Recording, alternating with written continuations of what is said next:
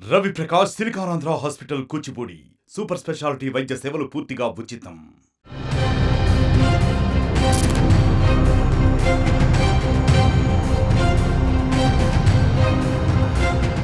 ఉత్తరప్రదేశ్లోని హాత్రాస్ తొక్కిసలాటలో 121 మంది ప్రాణాలు కోల్పోవడం యావత్ దేశాన్ని తీవ్ర దిగ్భ్రాంతికి గురిచేసింది. ఈ ఘటన జరిగిన ఒకరోజు తర్వాత భోలేబాబా స్పందించాడు. తాను ఆ వేదిక నుంచి వెళ్లిపోయిన చాలా సమయం తర్వాతే ఆ తొక్కిసలాట చోటు చేసుకుందన్నాడు. అంతేకాకుండా ఈ దుర్ఘటన వెనుక అసాంఘిక శక్తులున్నాయని ఆరోపిస్తూ ఓ ప్రకటన విడుదల చేశాడు.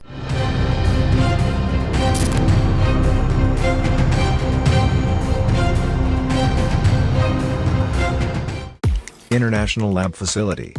Student lead startups. Great academic exposure. KL, deemed to be university.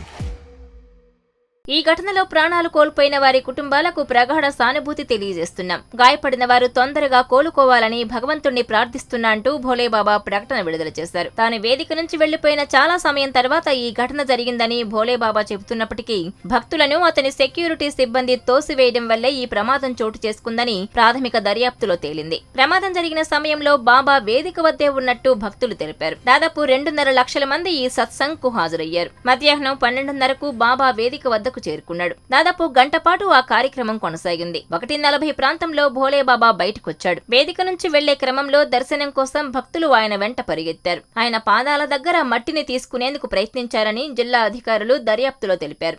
మరిన్ని వీడియోస్ కోసం ఛానల్ ని సబ్స్క్రైబ్ చేయండి. లేటెస్ట్ అప్డేట్స్ కోసం వాట్సాప్ ఛానల్ ని ఫాలో చేయండి. అండ్ లింక్ డిస్క్రిప్షన్ లో ఉంది.